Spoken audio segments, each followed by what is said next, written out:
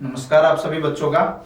आप सभी बच्चे जानते हैं कि हम लोग एक नया सेगमेंट आप सभी बच्चों के लिए लेके आए हैं। बहुत इंटरेस्टिंग, बहुत मजेदार सेगमेंट है जिसका नाम है स्टूडेंट न्यूज, जो आपके लिए मिल रहा है कहाँ, न्यूज देखो प्लेटफॉर्म पे।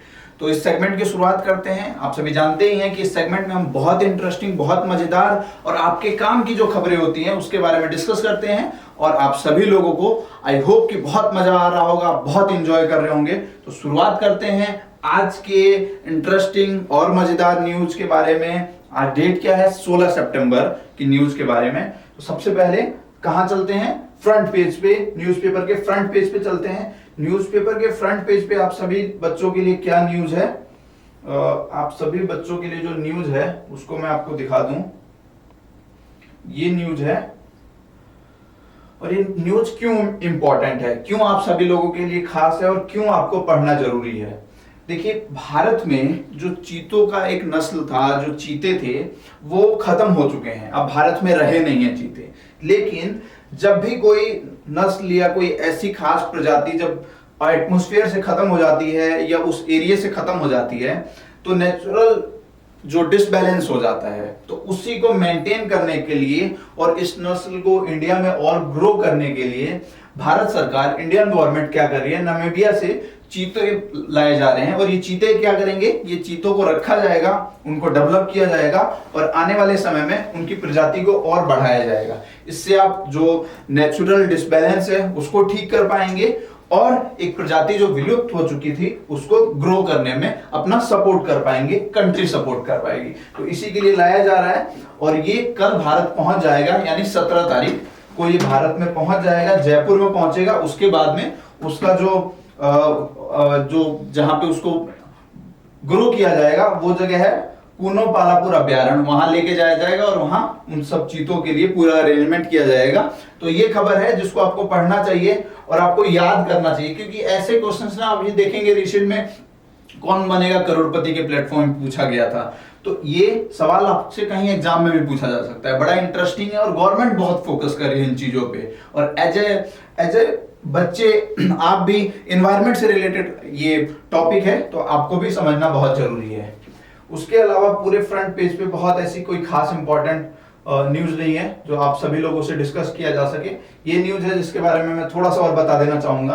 पहले भी हम लोगों ने बात किया था कि 3 से 4 दिन पहले सुप्रीम कोर्ट ने ये कहा था कि फाइनेंशियल लेवल पे आरक्षण मिलना चाहिए। तो उसी फाइनेंशियल लेवल पे आरक्षण के लिए अभी सुप्रीम कोर्ट में बहस चल रही है। उसी के लिए सुप्रीम कोर्ट ने दूसरे पक्ष से बोला है कि आप ये बताइए कि आर्थिक आधार पर आरक्षण क्यों नहीं दिया जा सकता, क्या ऐसे रीजंस हैं, कौन कौन से ऐसे पॉइंट्स हैं जो आप बोलते हैं कि सुप्रीम उसमें आरक्षण नहीं मिलना चाहिए। तो उसी के ऊपर अभी बहस चल रही है। जो दूसरा पक्ष है उससे सुप्रीम कोर्ट ने सवाल किया है, जिसका जवाब मिलने के बाद में इस डिस्कशन को और आगे बढ़ाया जाएगा और उसमें कोई भी अपडेट आता है तो आप सभी बच्चों से डिस्कस किया जाएगा। आगे बढ़ते हैं। ये है आपका लोकल पेज जो आपको भी मिलेगा अपने लोकल न्यूज़पेपर में। इसमें एक इंपॉर्टेंट न्यूज है जो आप सभी के लिए अच्छा हो सकता है और इसको मैं आपको बता देना चाहूंगा। ये आपके एडमिशन से, आपके कॉलेज लाइफ से रिलेटेड न्यूज है। जैसा कि आप जानते हैं कि दिल्ली यूनिवर्सिटी पूरे भारत का या कहें कि पूरे वर्ल्ड का एक प्रीमियर इंस्टीट्यूशन है जहां सभी बच्चे चाहते हैं कि वहां जाएं, वहां की एजुकेशन सिस्टम को लें। तो ड्यू में पहले क्या होता था, पहले आप 12th के बेस पे ड्यू में एडमिशन ले पाते थे। आपका जो 12th का एग्जाम है जिसमें जितने नंबर आए हैं उस लेवल पे कट ऑफ बनती थी और आप एडमिशन ले पाते थे। इन चीजों को इस साल से खत्म कर दिया गया है। अब क्या हो गया है, CUET एग्जाम के बेस पे, CUET का आप एग्जाम देंगे, उसमें जितने नंबर आएंगे उसके बेस पे आप अलग अलग कॉलेज में, ड्यू के अलग अलग कॉलेज में या अन्य नेशनल जो यूनिवर्सिटीज है उसमें अप्लाई कर सकते हैं। पहले क्या करता था, ड्यू लड़कियों के लिए अलग से रिजर्वेशन और अलग से एक कोटा होता था। अब उस कोटे को खत्म कर दिया गया है। अब लड़के हों चाहे लड़कियां, सभी को CUET का एग्जाम देना पड़ेगा और उसी एग्जाम के बेस पे उन्हें फाइनली ड्यू में एडमिशन मिलेगा। तो ये आपके काम की चीज है, क्योंकि आप भी 3-4 साल 5 साल बाद में ड्यू में या अन्य कॉलेज में एडमिशन के लिए जरूर जाएंगे। इस पेज में अगर देखा जाए तो बहुत कोई ऐसे इंपॉर्टेंट चीज नहीं है जो आपसे डिस्कस किया जा रहा है। हाँ, इसको हम लोग थोड़ा सा पढ़ सकते हैं, थोड़ा सा समझ सकते हैं। जैसे मैंने पहले भी बताया था कि इंडिया जो हमारा कंट्री है वो किस चीज के लिए बहुत फोकस्ड है, वो इस चीज के लिए फोकस है कि हर क्षेत्र में, हर सेक्टर में आत्मनिर्भर बना जाए। आत्मनिर्भर का मतलब है सारी चीजें खुद बनाई जाएं और खुद उसका यूज किया जाए। तो जैसा कि सेना प्रमुख हैं जो जनरल मनोज पांडे, उन्होंने बोला है कि अब रक्षा क्षेत्र में भी, मतलब जितने भी डिफेंस से रिलेटेड चीजें मंगाई जाती हैं, जो हथियार मंगाया जाता है, सब ज्यादातर पहले बाहर से मंगाई जाती थी।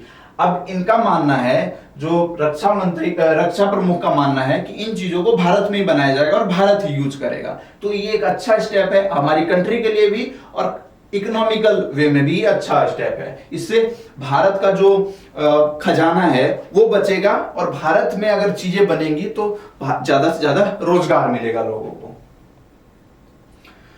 ये जो पेज है वो पॉलिटिकल पेज है। तो पॉलिटिकल पेज में मैं अक्सर बताता रहता हूं कि रोज आपको कुछ खबरें नहीं मिलेंगी। ऐसा जरूरी नहीं कि आप पॉलिटिकल पेज पे जाएं और आपके काम की खबर हो। तो इसमें कुछ बहुत काम की खबर नहीं है, तो हम लोग डायरेक्टली आगे बढ़ सकते हैं। इस पेज पे है 2-3 चीजें जो आपको बताई जा सके। पहला तो जैसे आप सब जानते हैं कि 14 तारीख को हिंदी दिवस था, तो हिंदी दिवस पे बहुत बातें चल रही हैं, बहुत सारा डिस्कशन चल रहा है कि हिंदी को और कैसे डेवलप किया जाए, हिंदी हमारे लाइफ का एक हिस्सा कैसे बन सकती है, हिंदी को एजुकेशन फील्ड में भी या जो हायर एजुकेशन है उसमें कैसे इंक्लूड किया जाए और हिंदी को नेशनल एक इमेज कैसे बनाई जा सके हिंदी की। जैसे आप जानते हैं कि चाइना एक ऐसा कंट्री है जो पूरा कम्युनिकेशन, पूरे वर्ल्ड से जो कम्युनिकेशन करता है, चाइना मोस्टली चाइनीज लैंग्वेज में करता है। तो उस लेवल का रिकॉग्निशन, उस लेवल का स्टेटस हिंदी को क्यों नहीं दिलाया जा सकता? उससे रिलेटेड ये पूरा आर्टिकल है जिसको आप पढ़ेंगे तो हिंदी को लेकर आपका जो सम्मान है, आपका जो नजरिया है वो और बढ़ेगा। और मुझे लगता है कि ये आप लोगों के दिलो दिमाग में होना बहुत जरूरी है। आप जब हिंदी को बड़ा मानेंगे तभी पूरी दुनिया हिंदी को बड़ा मानेगी। तो इसको जरूर पढ़ें, हमारे लैंग्वेज से रिलेटेड चीज है और आप अगर इसको पढ़ेंगे तो डेफिनेटली आने वाले समय में हिंदी को और ज्यादा सम्मान मिलेगा। एक और न्यूज है जो आप सभी बच्चों के काम की न्यूज है, वो है ये। इस तरफ आप ध्यान दें, मैं उसको पॉइंट आउट कर देता हूं कि आपको ध्यान किस तरफ देना है। इस तरफ आपको ध्यान देना है। इसमें क्या बोला गया है कि 6ठी से 12वीं मतलब 6 से 12th क्लास के बच्चों को अब क्या पढ़ाया जाएगा? प्राकृतिक खेती के बारे में पढ़ाया जाएगा। प्राकृतिक खेती का मतलब है नेचुरल फार्मिंग जो आप करते हैं, without any fertiliser, without any pesticide. अगर जो आप खेती करते हैं उसको प्राकृतिक खेती बोला जाता है। तो इस खेती को बढ़ावा देने के लिए कृषि मंत्रालय भी बहुत सजग है और इसी के लिए वो 6 से 12 तक की जो सिलेबस है, 6 से 12 तक की जो आपकी बुक्स होती है उसमें इस चीज को डाला जाएगा कि आप कैसे प्राकृतिक खेती को बढ़ावा दे सकते हैं। अगर आप आने वाले समय में फार्मर बनना चाहते हैं, प्रोफेशनल फार्मर बनना चाहते हैं, तो किस तरीके से आप काम कर सकते हैं, कौन से वेज हो सकते हैं। क्योंकि देखिए फार्मिंग एक बहुत बड़ा एरिया है और इंडिया में फार्मिंग को लेकर अभी बहुत स्कोप बचा है। बाहर की कंट्रीज में बहुत सारे एक्सपेरिमेंट्स हो सके हैं, बहुत सारे इनोवेशन हो चुके हैं, लेकिन इंडिया में उन इनोवेशन की अभी कमी है। और आप सभी बच्चों के लिए बहुत अच्छा स्कोप है कि आप फार्मिंग में भी कुछ बेहतर कर सकते हैं, कुछ अच्छा इनोवेशन कर सकते हैं जो कंट्री के काम आए, जो यहाँ के लोगों के काम आ सकता है। तो इसको आप जरूर पढ़ें और फार्मिंग से रिलेटेड अपने जो आपका जो मिथ है उसको आप हटा सकते हैं। हाँ, आप एक होता है ना कि आप एक एग्जाम्पल दे सकते हैं कि फार्मिंग में भी लोग करियर बना सकते हैं। तो इसके आगे बढ़ते हैं। ये नेशनल पेज है जो भी नेशनल में चीजें चलती हैं, लेकिन इसमें आप सभी लोगों के लिए ऐसा कुछ खास नहीं है जो हम लोग डिस्कस करें, जो हम लोग जाने। तो हम लोग सीधा अब इससे अगले पेज पे चल सकते हैं। ये भी नेशनल ही पेज है। इस पेज पे भी बहुत इंपॉर्टेंट कुछ नहीं है। 2 चीजें हैं जो मैं चाहूंगा कि एक बार आप सभी लोगों से डिस्कस किया जाए। वो 2 चीजें क्या हैं? वो 2 चीजें हैं ये, बंगाल में भ्रष्टाचार और माध्यमिक शिक्षा बोर्ड के पूर्व अध्यक्ष गिरफ्तार। क्यों गिरफ्तार? बंगाल शिक्षक भर्ती घोटाले के चक्कर में।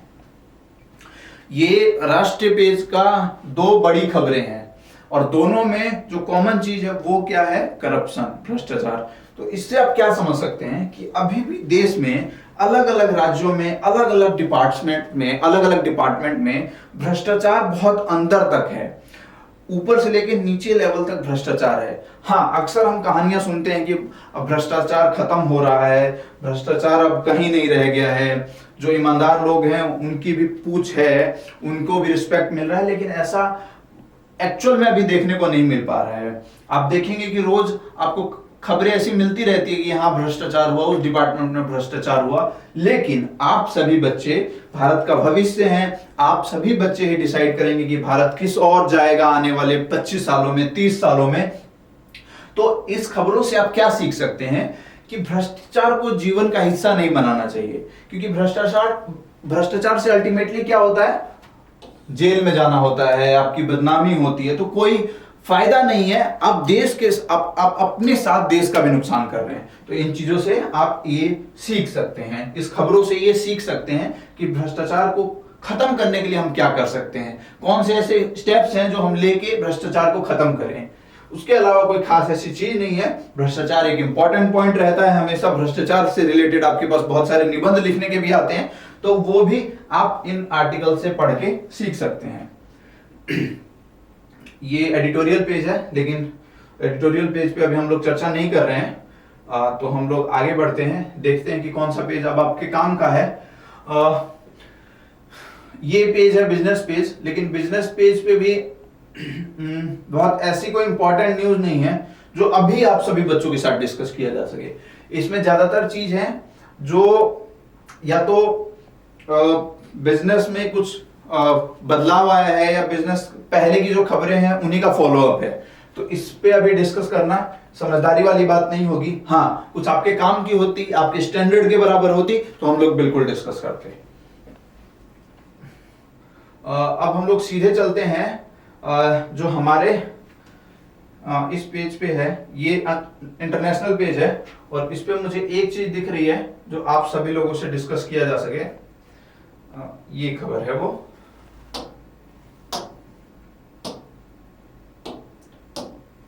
आर्थिक संकट में घिरे श्रीलंका का सबसे बड़ा मददगार बना भारत।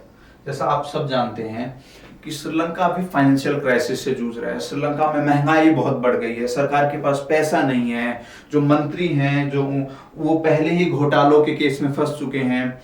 श्रीलंका के पास मतलब 2-3 दिनों का भी फंड नहीं है कि वो पेट्रोल खरीद सके, वो अनाज खरीद सके, इस कदर श्रीलंका में हालत हो गई है। और इस सिचुएशन में भारत श्रीलंका की हेल्प कर रहा है, उसको फाइनेंशियल हेल्प कर रहा है। तो इससे क्या सीखा जा सकता है कि हमारे आस पड़ोस के जो देश हैं उसको कैसे भारत मदद कर रहा है। ये भारत के लिए और भारत के लोगों के लिए एक प्राउड न्यूज है, जिसको आप समझ सकते हैं, पढ़ सकते हैं, और इससे आप सीख क्या सकते हैं कि आप अपने आस पड़ोस में भी जो लोग हैं, जो आपके फ्रेंड्स हैं, जो आपके नोन लोग हैं, उनकी भी आप मदद किसी प्रॉब्लम वाले टाइम में करें, तो आपको भी एक अच्छा फीलिंग आएगा। ये चीजें आप सीखें। और हमेशा जो भी नेबरिंग कंट्री है उसके बारे में जानना समझना बहुत जरूरी है। मैंने भी पहले भी बताया आप सभी को। ये खबर है, बहुत इंपॉर्टेंट है इस पेज पे। और क्या खबर है वो मैं आपको दिखाता हूं। खुल जा सिम सिम, ये है वो खबर। रोजर फेडरर जो टेनिस के बहुत बहुत फेमस प्लेयर थे, उन्होंने संन्यास की घोषणा कर दी है। और लेकिन आप जानना चाहेंगे कि उन्होंने संन्यास की घोषणा कर दी है तो आपके काम की क्यों खबर है? क्योंकि उनके पास रिकॉर्ड्स इतने हैं, उन्होंने इतने सारे रिकॉर्ड्स बनाए हैं कि किसी भी बड़े एग्जाम्स में, किसी भी कॉम्पिटिटिव एग्जाम में उससे रिलेटेड क्वेश्चंस आ सकते हैं। भले ही आप स्पोर्ट्स को फॉलो ना करते हो, लेकिन इनके नाम के आगे क्या क्या रिकॉर्ड लगे हुए वो जानना, समझना और याद करना जरूरी है। क्या किया है इन्होंने, कौन कौन से ऐसे रिकॉर्ड बनाए हैं, क्या तीर मारा है वो जानते हैं हम लोग। 237 वीक तक, 237 वीक तक वो कंटिन्यू वर्ल्ड के नंबर 1 खिलाड़ी रहे हैं। कितने? 237 वीक तक। ये कोई आसान बात नहीं है और ये वर्ल्ड रिकॉर्ड है। ऐसा कोई दूसरा प्लेयर नहीं है वर्ल्ड में जो 237 वीक तक नंबर 1 पे रहा है। 24 ईयर्स तक ये एक्टिव रहे हैं, 24 ईयर तक एक्टिव रहे हैं टेनिस में, ठीक है। और उसके अलावा 20 ग्रैंड स्लैम इन्होंने जीता है। ग्रैंड स्लैम क्या होता है, अलग अलग साल में अलग अलग जगहों पे जो टेनिस का टूर्नामेंट होता है, सबसे बड़ा टूर्नामेंट होता है, फ्रेंच होता है, ऑस्ट्रेलियन ओपन होता है, ऐसे 20 ग्रैंड स्लैम जीते हैं जो अभी तक दूसरे किसी खिलाड़ी ने नहीं जीते हैं। तो इस तरीके से इनके नाम, बहुत सारे रिकॉर्ड्स हैं, जिन रिकॉर्ड्स को और इनके नाम को याद करना जरूरी है। बहुत सारे कॉम्पिटिटिव एग्जाम में आपसे पूछा जा सकता है। ये बॉलीवुड का पेज है। मैंने पहले भी बताया था कि अगर आप बॉलीवुड में इंटरेस्ट रखते हैं, किसी खास जोनर में इंटरेस्ट रखते हैं, बॉलीवुड के ओटीटी में आप अगर इंटरेस्ट रखते हैं, तो ऐसे न्यूज अपने लिए पढ़ सकते हैं। हाँ, उसका कहीं बहुत ज्यादा यूज नहीं है, लेकिन हाँ, आप अगर कहीं डिस्कस कर रहे हैं, किसी से मूवीज के बारे में डिस्कस कर रहे हैं, तो वहां वो चीजें काम आ सकती हैं।